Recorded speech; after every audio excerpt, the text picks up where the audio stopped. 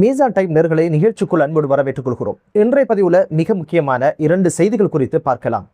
நடுவானிலே வெடித்து சிதறிய அமெரிக்காவினுடைய அதிநவீன போர் விமானம், என்ன நடந்த ஏது நடந்த என்ற பல்வேறு விடயங்களை பேசுறதோட, பற்றி எறியும் இஸ்ரேலுடைய இராணுவ தளம், சத்தம் இல்லாம இந்த தாக்குதலை யார் நடத்தினாங்க, இது பற்றிய என்னென்ன விடயங்கள் பேசுபொருளாக மாறியிருக்கு என்ற பல்வேறு விடயங்களை பேசுறது தான் இன்றைய பதிவு.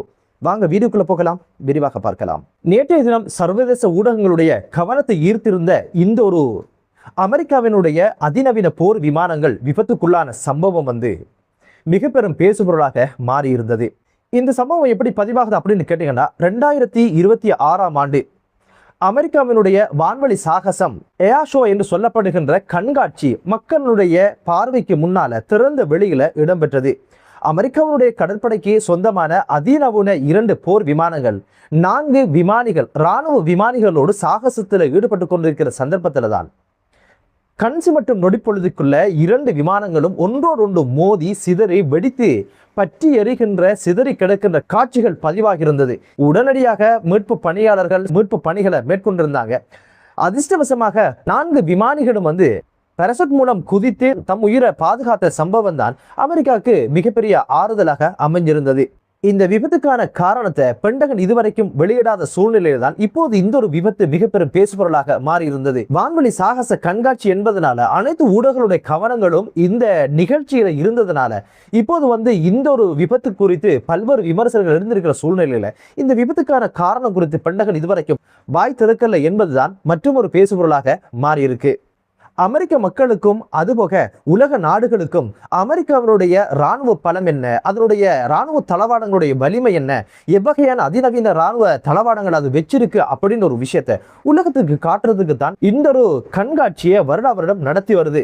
அந்த ஒரு இடத்துல தான் இப்போது தமது அதிநவீன போர் விமானங்கள், அதுவும் கடற்படைக்கு சொந்தமான இந்த அதிநவீன போர் விமானங்கள் காரணமே தெரியாம அதிரடியாக வான்பரப்புல மொட்டி மோதி மிகப்பெரிய ஒரு விபத்துக்கு ஆளான சம்பவமும் சான் ஏற முலம் சருகிறது போல இப்போது அமெரிக்காக்கு இது மிகப்பெரிய ஒரு அவமானமாக நடந்து முடிஞ்சிருக்கு. இது போன்ற காரணம் இல்லாம இந்த விபத்துக்கள் எல்லாம் ஏதோ ஒரு விஷயத்த அமெரிக்கர்களுக்கு ஏதோ ஒரு பாடத்தை கற்றுக் கொடுக்குது அப்படின்றதுதான் எமது பார்வை. அமெரிக்கனுடைய அதிநவீன போர் விமானங்களுக்கு கடந்த காலங்களில் மிகப்பெரிய கண்டங்கள் இருப்பதாகத்தான் தெரிய வருது. ஈரானை அடிச்சிடலாம், நொறுக்கிடலாம், சுக்கு நூறாக்கிடலாம், 3 தினங்களை அடிச்சு முடிச்சுட்டு சோழியை முடிச்சிடலாம் அப்படின்னு போன அமெரிக்காவுக்கு இந்த யுத்தத்துல கிடைச்ச வெகுமதிகள் என்ன அப்படின்னு பாத்தீங்கன்னா, 17 அதிநவீன போர் விமானங்கள் தாக்குதலுக்கு இலக்கானதோட 145க்கும் அதிகமான ஆளில்லா விமானங்கள் சுட்டு வீழ்த்தப்பட்ட சம்பவங்களும் பதிவாக இருந்தது. அதுபோக ஒமான் வளைகுடால F-35 என்று சொல்லப்படுகின்ற அமெரிக்காவினுடைய அதிநவீன போர் விமானம் ராணுவ நடவடிக்கையில் இருந்த போது கடந்த மார்ச் 5ஆம் தேதி தனது ஆபத்து அழைப்பை விடுத்துவிட்டு தாழ்ந்த பகுதியால் பறந்து அதிரடியாக அந்த பிரதேசத்தில் இருந்து நகர்ந்து ஐக்கிய அரபு அமீரகத்திற்குள்ளால் பிரவேசித்த சம்பவமும் பதிவானது.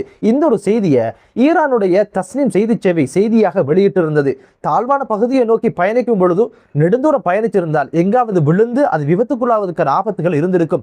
அமெரிக்காவுக்கு ரொம்ப விசுவாசமான ஐக்கிய அரபு அமீரகத்துக்குள்ள நுழைந்ததுனால என்னவோ அந்த போர் விமானம் தப்பிச்சு கொண்டது அப்படின்ற ஒரு விஷயமும் சர்வதேச ஊடகங்கள்ல பேசப்பட்டது. அதுபோக KC-46 ரக 2 விமானங்களும் இதுபோல வான்பரப்புல வளைகுடா பகுதியில ரோந்து நடவடிக்கையில இருந்த சந்தர்ப்பத்துல தெல் அவீவ் நோக்கி பயணித்துக் கொண்டிருந்த அமெரிக்காவினுடைய மற்றொரு போர் விமானம் அதிரடியாக திடீரென சவுதி வான்வழி பரப்புல பறந்து கொண்டிருக்கும் பொழுதே ஆபத்து சமிக்ஞையை அனுப்பி வைத்ததாகவும் குறித்த செய்தித்தாள் செய்தியை வெளியிட்டது பெரும் பரபரப்பை ஏற்படுத்தியிருக்கு. இப்படி அமெரிக்காவுடைய அதிநவீனம் என்று சொல்லப்படுகின்ற விமானங்கள் தான் மத்திய கிழக்குக்குள்ள பெரும் ஆபத்துல சிக்குண்டு சின்ன பின்னமாகி பல்வேறு சவால்களுக்கு முகம் கொடுக்கின்ற ஒரு சூழ்நிலை உருவாகி ஆபத்தில் பயணிக்கின்ற ஒரு சூழ்நிலை உருவாகி இருக்கு. என்னதான் இருந்தாலும் 3 தினங்களை யுத்தத்தை முடிச்சிடலாம் அப்படின்னு சொல்லி தம்பியினுடைய பேச்சை கேட்டு உள்ள வந்த அமெரிக்க ஜனாதிபதி டொனால்ட் ட்ரம்புடைய இராணுவத்துக்கும் இராணுவ தளவாடங்களுக்கும் இப்போது மிகப்பெரிய கண்டம் ஏற்பட்டிருப்பதாகத்தான் இப்போது பார்க்க முடியுது. எதிர்வரும் தினங்கள்ல தான் தெரிய வரும் குறித்த விபத்துக்கான காரணம் என்ன வகையில் இந்த விபத்து ஏற்பட்டது அப்படின்ற பல்வேறு விஷயங்கள் நிச்சயமாக வெளியில் வரும். அல்லது தணிக்கை செய்துதான் செய்தியை வெளிவிடுவாங்களா அமெரிக்கர்கள் என்பதையும் பொறுத்திருந்து பார்க்கலாம். காரணம் என்றா தமது இராணுவ தளவாடங்களின் ஊடாகத்தான் மிகப்பெரிய லாபம் ஈட்டுகின்ற ஒரு நாடாக அமெரிக்கா இருக்கிறதுனால சீனா கூட இப்போது அதிநவீன போர் விமானங்களை விற்பதற்கான பல்வேறு உடன்படிக்கை செய்ததாக எல்லாம் சொல்லப்படுது.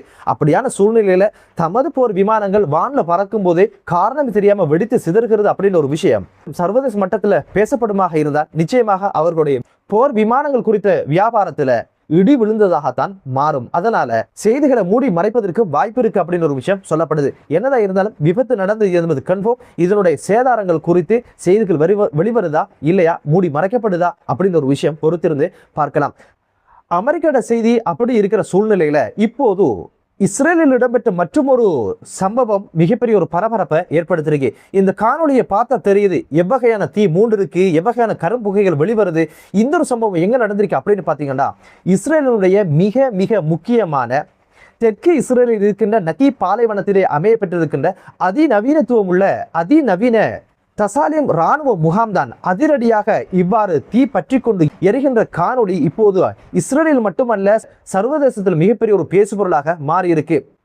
இந்த ஒரு காணொலியை பார்த்தா தெரியுது எவ்வளவு வீரியம் கொண்ட தீ பிளம்புகளை கக்குது, எவ்வகையான கரும்புகைகளை வெளியிடுது அப்படின்னு ஒரு விஷயம் தெரிய வருது. மிகப்பெரிய ஒரு பாதுகாப்பு வலயமாக இருக்கின்ற நகி பாலைவனம், அதில் தான் பல்வேறு அணு உலைகள் இருப்பதாக சொல்லப்படுது. அதில் இருக்கின்ற மிக முக்கியமான இராணுவ தளத்தில் தான் தீச்சம்பவம் இடம்பெற்றிருக்கு. ஆனா இந்த தீச்சம்பவம் குறித்து எந்த ஒரு செய்தியும் இப்போது வெளிவராத சூழ்நிலையில இது ஒரு தாக்குதலாக இருக்குமா, ஈரானுடைய ட்ரோன் அல்லது ஏவுகணை அல்லது எச் குழுவினுடைய லெபனானில் இருக்கின்ற எச் குழுவினுடைய அதிரடி தாக்குதலுக்கு இலக்கானதா, இல்ல ஏதோ ஒரு வகையில தொழில்நுட்ப காரணங்களினால் இந்த தீ விபத்து ஏற்பட்டதா, அல்லது மின்சார கசிவின் காரணமாக இந்த தீ விபத்து ஏற்பட்டதா என்ற பல்வேறு விடயங்கள் இப்போது பேசுபொருளாக மாறி இருக்கு. என்னதான் இருந்தாலும் குறித்த தீ விபத்து குறித்து இஸ்ரேலிய அரசு இதுவரைக்கும் எந்த ஒரு கருத்தையும் சொல்லாத நிலையில தாக்குதலுக்கு இலக்கானதன் காரணமாகத்தான் இந்த தீச்சம்பவம் ஏற்பட்டிருக்கணும் அப்படின்னு ஒரு விஷயமும் வலுக்க ஆரம்பிச்சிருக்கு. என்னதான் இருந்தாலும் கடந்த சில தினங்களாக தாக்குதல் நடத்தப்பட்டது, தீ விபத்து ஏற்பட்டது, கச்சிதமாக அணைச்சு கொண்டோம், பாரிய சேதங்கள் இல்லை அப்படின்ற செய்திகள் தான் வெளிவருதே தவிர இந்த தாக்குதலை யார் நடத்தினாங்க என்பது தெரியாமலே இருக்குது. அதே போல ஐக்கிய அரபு அமீரகத்தினுடைய பராக் என்று சொல்லப்படுகின்ற அணுசக்தி மின் நிலையத்தின் மீது அதிரடியான ட்ரோன் தாக்குதல் ஒன்றும் மேற்கொள்ளப்பட்டிருக்கு. இந்த தாக்குதல் குறித்தும் இப்போது என்ன செய்தி சொல்லப்படுது அப்படின்னு கேட்டீங்கன்னா தாக்குதல் யார் நடத்தினாங்க என்பது தெரியல. பாரிய அளவுள்ள தாக்குதலுக்கு இப்போது பராக் என்று சொல்லப்படுகிற அணு மின் நிலையம் பாரிய அளவோட சேதத்துக்கு உள்ளாகி இருக்கு அப்படின்ற செய்தி மட்டும்தான் வெளிவர ஆரம்பிச்சிருக்கு. இந்த ஒரு அணு மின் சக்தி துபாயினுடைய ஒட்டுமொத்த மின்சார உற்பத்தியில 25-50% தேவையை பூர்த்தி செய்கின்ற அளவுக்கு பாரிய மின்சக்தியாக இருக்கின்ற இந்த மின்சக்தியின் மீதுதான் அதிரடியாக ட்ரோன் தாக்குதல் நடத்தப்பட்டிருக்கு. ஆனா என்ன தாக்குதல் நடந்திருக்கு, பற்றி எரிந்திருக்கு, சேதாரங்கள் இருந்திருக்கு. ஆனா தாக்குதல் நடத்தியது யார் என்பதுதான் கண்டுபிடிக்க முடியாத ஒரு மர்மமாக இருந்து வருது. இப்போதைக்கு வலுக்கிற விஷயம் என்ன அப்படின்னு பாத்தீங்கன்னா ஈராக்கை மையமாக கொண்டு ஈரானுடைய ஆதரவை பெற்ற ஆயுத குழுக்கள் தான் இந்த தாக்குதலை நடத்திருக்கணும் அப்படின்ற ஒரு விஷயம் பேசப்படுது. காரணம் என்ன அப்படின்னு பாத்தீங்கன்னா ஈராக்கை மையப்படுத்தி ஈரானுடைய ஆதரவு பெற்ற ஆயுத குழுக்களுடைய தளபதி முகமது பாக்கர் அதிரடியாக அமெரிக்காவினுடைய பாதுகாப்பு பிரிவினர் கைது செய்து இப்போது அமெரிக்காவுக்கு அழைத்து சென்று இப்போது வழக்கு தாக்கல் செய்த சம்பவமும் பதிவாகி இருக்கு. இதற்கு பழி தீர்க்க குறித்த இயக்கத்தினுடைய அமைப்புகள் தான் அதிரடியாக ஐக்கிய அரபு அமீரகத்தின் மீது தாக்குதல் நடத்திருக்கலாம் அப்படின்ற சந்தேகமும் வலுக்க ஆரம்பிச்சிருக்கு.